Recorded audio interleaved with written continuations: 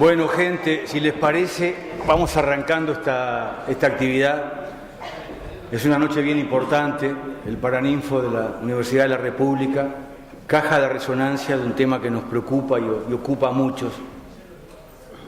Nos preocupa y nos ocupa mucho, y a lo mejor hoy los que estemos acá, muchos o pocos, pocos o muchos, lo que tendremos que hacer es amplificar lo que escuchemos, los testimonios, los datos, porque indudablemente, una vez más, parte de lo que pasa en Haití va a seguir estando en el desconocimiento de la mayoría de la gente.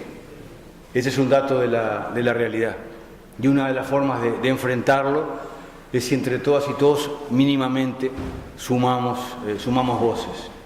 En primera instancia vamos a escuchar la ponencia de Camille Chalmer. Él estuvo conmigo en la televisión hoy, contaba del destacamento de Nepal, 9.000 muertos. Yo le preguntaba por ese dato que sé que es conmovedor. Ya van 9.000 haitianos que mueren producto del cólera que parte de las tropas de ocupación llevaron a Haití. ¿Cuántos uruguayos creemos que saben de esta cifra? ¿Cuántos uruguayos saben de este genocidio? Un poco lo que les decía, está en todos nosotros también amplificar la información que podamos ir incorporando. Camille, desde 1995, es dirigente coordinador de la plataforma de organizaciones sociales por un desarrollo interno de Haití. Fue apresado y torturado cuando Aristide, aquel proyecto, aquel sueño, terminó en un golpe, en una dictadura. Integra distintos colectivos, distintas fundaciones. Es un economista de renombre mundial, especializado en el análisis de los procesos de integración y la formulación de políticas públicas alternativas. En primera instancia, con mucho gusto, si les parece, escuchamos un informe y lo vamos a invitar, me dicen, están filmando todo este material, que va a ser mejor en aquel lugar, así que lo invitamos a que pase, y capaz que estaría bueno recibirlo con un aplauso, que sea un aplauso, abrazo a él y a todo el pueblo de Haití.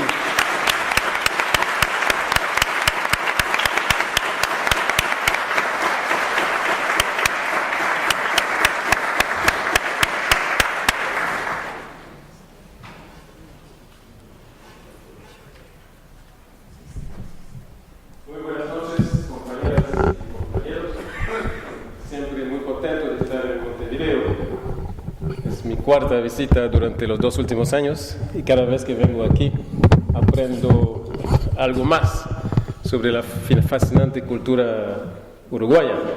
Ayer me regalaron un libro de 400 páginas sobre Artigas que voy a leer en el viaje de regreso.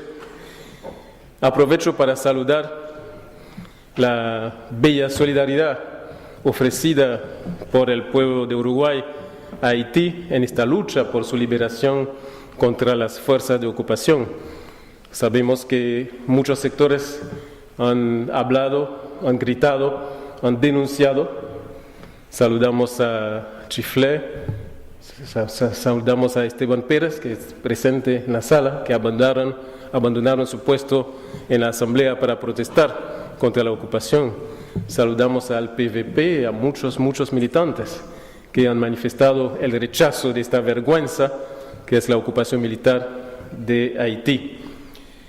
Así que estamos en una coyuntura especial, porque a partir de octubre del 2015 se estaba hablando de retiro de las tropas, de reducción de los efectivos, pero es una cosa que escuchamos durante los 12 años.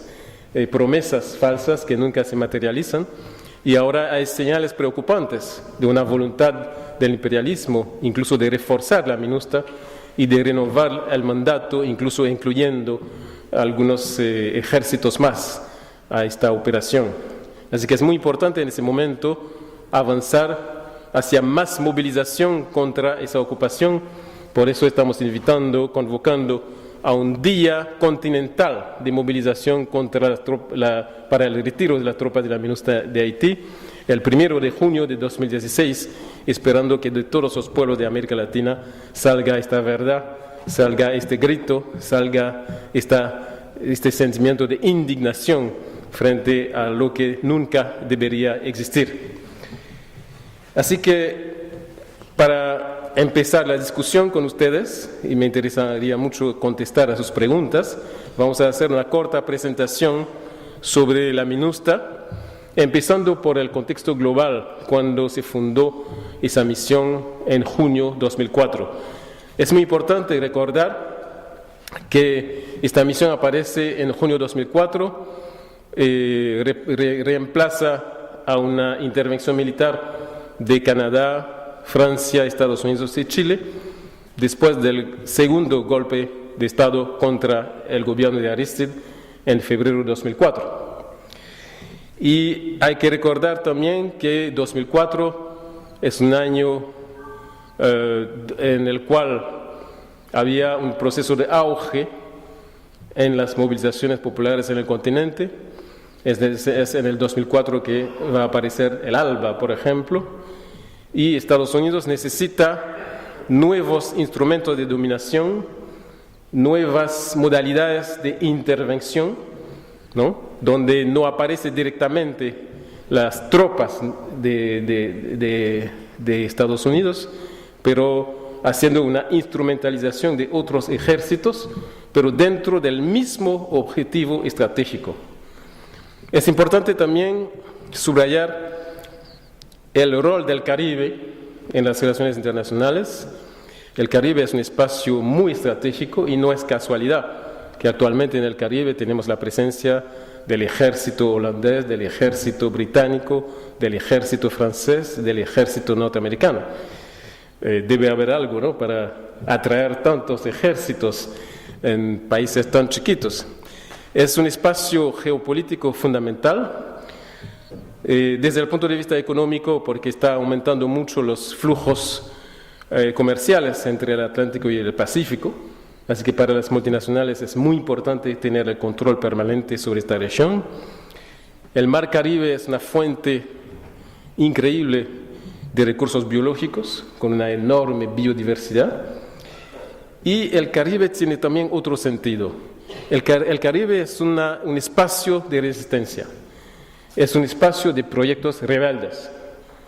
Es un espacio donde surge José Martí, donde surge la revolución haitiana de 1804, la revolución cubana de 59, es el espacio de Maurice Bishop, el espacio de Augusto César Sandino. Es decir, que es un espacio que siempre propone al mundo proyectos de ruptura con la lógica de la globalización. Y dos revoluciones en particular, la revolución haitiana de 1804 y la revolución cubana de 1959, han demostrado que pequeños países podían entrar en la construcción de un proyecto nacional en ruptura radical con la lógica de la globalización. Así que el Caribe es todo eso, y por eso vemos que hay muchos proyectos de dominación, muchos proyectos de control, y en la actualidad hay todo un cerco de bases militares nuevas, además de las que existían, pero hay nuevas bases militares en Honduras, nuevas bases militares en Panamá, nuevas bases militares en Colombia, nuevas bases militares en Curazao con acuerdo con Holanda. Y es muy importante ver que la MINUSTAH entra en ese proyecto de remilitarización imperial de la cuenca del Caribe. Por eso, en la convocatoria de la movilización del 1 de junio de 2016, no solamente estamos reclamando el retiro de las tropas de la MINUSTAH, pero es una movilización contra los procesos de militarización, es una movilización contra las bases militares. Es interesante también ver que cuando se despliega esa misión en el 2004, Estados Unidos utiliza una serie de conceptos, una serie de clasificación, porque siempre están clasificando los países, y un concepto muy importante que se va a utilizar, que se va a instrumentalizar, es el concepto de Estado fallido. En el mismo momento, junio 2004, cuando llega la misión de Naciones Unidas para la estabilización de Haití en Puerto Príncipe, en ese mismo momento se crea en Washington una oficina de la administración Bush especializada en los estados fallidos. Y hay una lista de 25 países considerados como estados fallidos, incluyendo a Bolivia, ¿no? Y por supuesto, cuando te designan, estás en la categoría de estados fallidos, eso justifica una intervención militar para repensar esa sociedad, para hacer lo que llaman la re-engineering de esa sociedad y adaptar esa sociedad a las necesidades del capital transnacional y de las grandes potencias. Eso es muy importante, esas precisiones, para que no nos equivocamos, sobre todo que hay una propaganda que quiere presentar la MINUSTAH como una intervención humanitaria.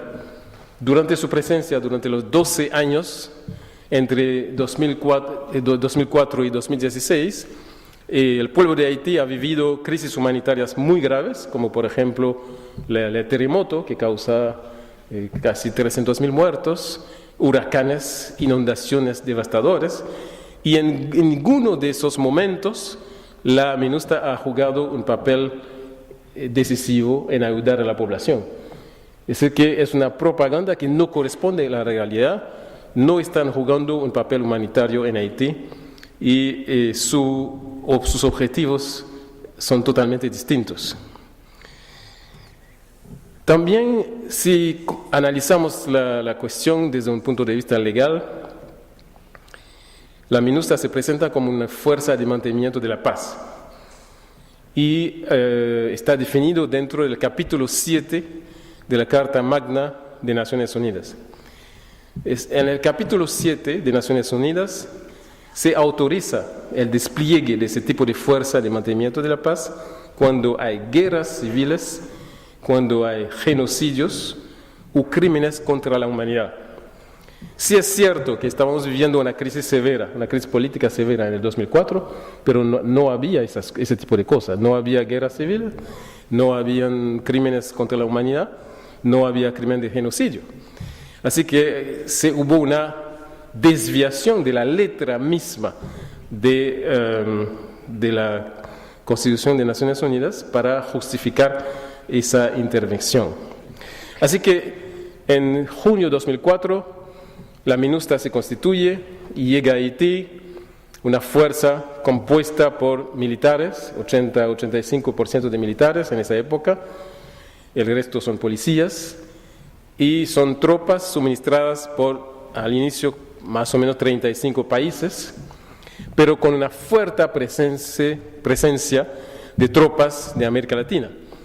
Mayoría de contingentes originarios de Brasil, que tienen la comandancia, de Uruguay, de Argentina, de Chile, de Guatemala. Y esa presencia autoriza a una retórica pretextando que la MINUSTAH es una cooperación sur-sur. Pero cuando uno analiza realmente lo que hace la MINUSTAH en Haití, lo que hizo durante esos 12 años, uno se da cuenta rápidamente que eso no tiene nada que ver con una cooperación sur-sur. Es una fuerza que está dentro de la agenda imperial, que está dentro de la agenda de dominación, y vemos que, por ejemplo, la MINUSTAH se va a convertir en el elemento represivo fundamental para reprimir el movimiento popular en el 2009, que estaba reclamando un aumento del sueldo mínimo. La MINUSTAH se convierte también en una fuerza represiva básica para asegurar los procesos de privatización de la telefonía pública, que durante ese proceso botaron a la calle de manera ilegal más de 3.000 trabajadores y las fuerzas militares de la MINUSTAH estaban presentes, incluso en el local de la telefonía, para asegurar que ese proceso se pueda hacer. Es decir, que hay una relación directa entre los objetivos estratégicos del imperio y la presencia de la MINUSTAH. Y eso se confirmó también después del terremoto, de manera trágica, cuando vimos que realmente se aprovecha de un momento de debilidad de la sociedad haitiana para profundizar en la penetración del capital transnacional, para profundizar el control de los espacios estratégicos, ¿no? Naomi Klein habla de capitalismo de desastre Y realmente es lo que estamos viviendo cuando hay múltiples ofensivas del capital transnacional para controlar sectores estratégicos como son las zonas francas de exportación de productos textiles hacia Estados Unidos, como son las zonas de explotación minera. Hay 9 empresas, incluyendo transnacionales norteamericanas, canadienses, que quieren instalar explotaciones de oro a cielo abierto en el norte del país, y es una ofensiva sobre Haití y República Dominicana, ofensiva para crear enclaves de turismo de lujo, ¿no?, desplazando brutalmente a la población de algunas islas, como la isla de las Vacas y la isla de la Tortuga, y también proyectos de exportación agrícola hacia Europa. Es muy significativo, por ejemplo, que el candidato del imperio, el candidato a la presidencia del imperio, Jovenel Moïse, que trataron de imponer a la población durante las elecciones de 2015, es un empresario que hace exportación de bananos a Europa, y exportación de bananos que fue constituida a través de una expropiación masiva de tierras campesinas en el norte del país. Así que la MINUSTAH, constituida a partir de 2004, postula unos objetivos. Cada año se renueva el mandato, el 15 de octubre, y podemos resumir los objetivos que repiten cada año. Y no vamos a tener el tiempo de hacer un balance exhaustivo de cada uno de esos objetivos, pero es bastante claro que todos esos objetivos fracasaron, un rotundo fracaso de esos objetivos, sobre todo desde el punto de vista de los intereses del pueblo de Haití. Primer objetivo, restablecer las